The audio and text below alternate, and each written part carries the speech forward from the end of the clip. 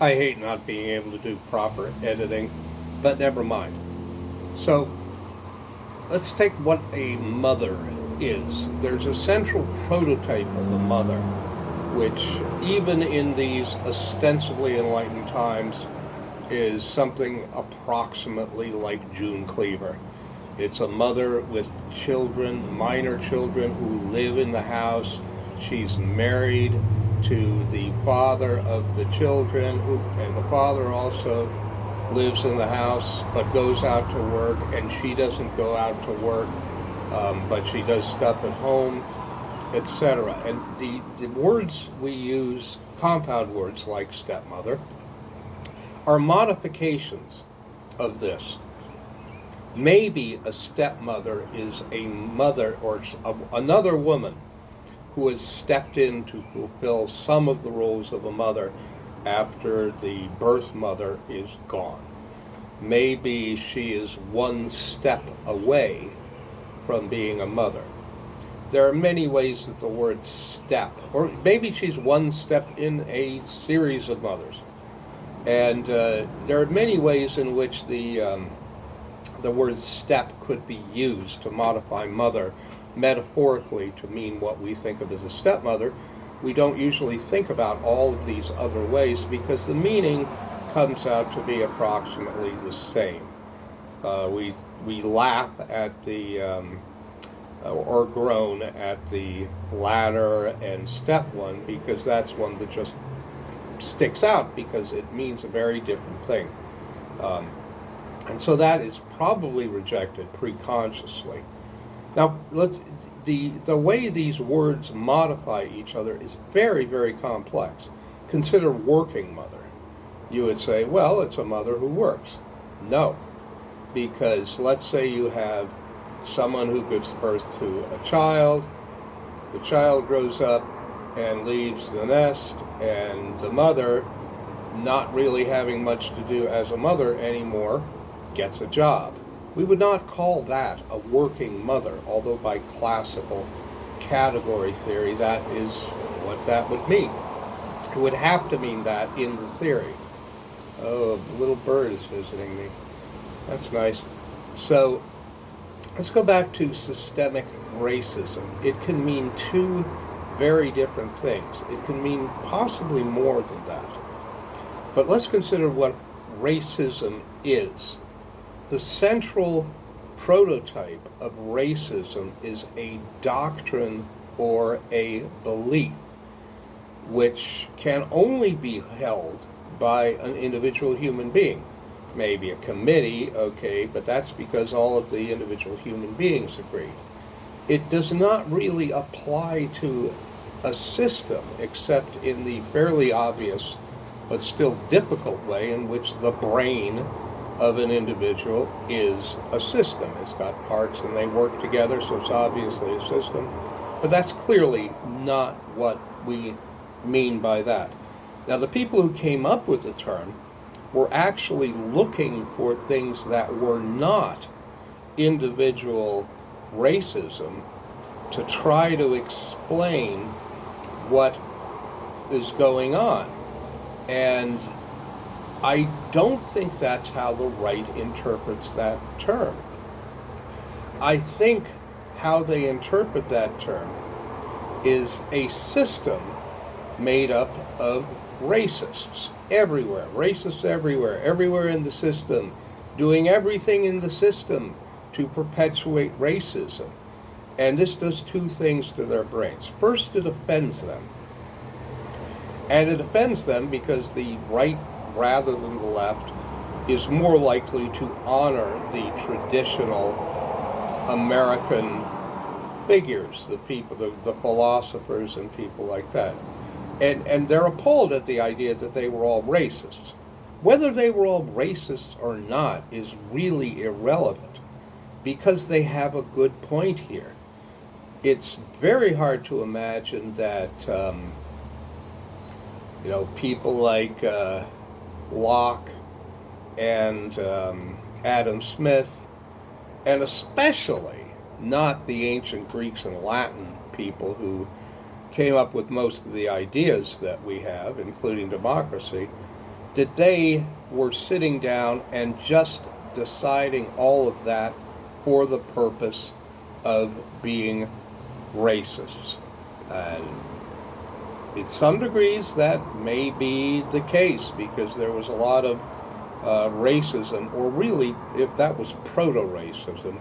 Actual American racism came after slavery was ostensibly abolished. And so it doesn't make logical sense to them. And it irritates them because it makes them like feel ashamed of their ancestry or something like that, which they don't want to do. But this is completely opposite to what systemic racism is supposed to mean and was originally meant by the people who came up with the term and used it. There may be exceptions. There may be people who actually go around saying, every person, all of these founding types were, that's another interesting, founding father.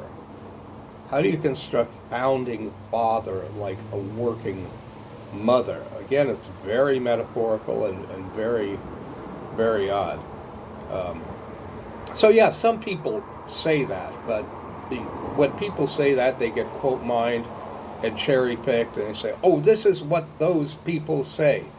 But it's not really true. And specifically, the concept of systemic racism and what is behind critical race theory was to avoid that conclusion. Not because of any ideology, but because of the idea that we have to focus on the structure, the construction of the systems in order to understand what's going on. Because it seems like if there were only individual racism at work, that things would be a lot better than they are now, because we've done so much to combat individual racism. Of course, it's coming back, and it was there all along, but it really is far, far less mainstream than it was, without any real significant corresponding effect. I mean, back in the 60s, people were aghast at the Watts riots. The Rodney King riots, which came much later, were much more extensive, much more devastating. I remember I had a same time next year kind of girlfriend who lived in Van Nuys, and she always took me to see her parents in LA, and her parents drove me around, and because she had a cousin, another fine Eric, who was going to go to this new school that they were building for bright people. And driving through this place, it was acres and acres and acres. It looked like a corporate campus before they built any of the buildings. Finally, we got to one of the buildings, and her mother, my same time next year's girlfriend's mother, said, this was all cleared out in the riots 7 years ago. And it was just absolutely staggering how much damage there was. It made Watts look like absolutely nothing. Well, that was a digression, but let's get back to the term. So we have this really terrible term, and I think it strikes the right and the left in completely different ways. And they just can't get past that. I will have to say that the left in general is really terrible at words. They try to manipulate the language, and it just comes out as clownish and cartoonish. The right is really good at it. In fact, there's a particular individual called Frank Luntz who makes a lot of money and spends a lot of money coming up with right-wing words like, climate change, for example. That was specifically coined because it sounds a lot less scary than global warming. And then what happens, unfortunately, is once they do this Orwellian thing, Frank Luntz convinced the George W. Bush administration to say that instead of global warming. The left just adopts the language. And as with the concept race, it doesn't matter what you say about it. Every time you use the term, you're reinforcing all of the very clever design behind the term to sway people politically. So, if you wonder why the right wins elections entirely out of proportion to the popularity of their opinions on issues, a lot of it is that, I believe. So does George Lakoff. He's been spending decades now trying to persuade the left to think about their language in an intelligent way, to frame their issues appropriately, to explain them well. And at least the Democrats don't want to have anything to do with it. I'm not going to elevate the boneheaded Democrats to say that they are actually on the left, but they certainly think they are. They think they're an alternative. But as you have seen over decades, what happens is the Republicans push to the right, and the Democrats, and I think the left in general, just sort of mindlessly follows them by using the same terms, and I'd like to caution against that. That's a really, really big set of ideas, which would take a lot of time to talk about, and this video is already too long already. I mean, I ran out of space on my really cheap cell phone, which is the only one I'm allowed to have once already. I don't want to push it. So I'll just stop talking about it.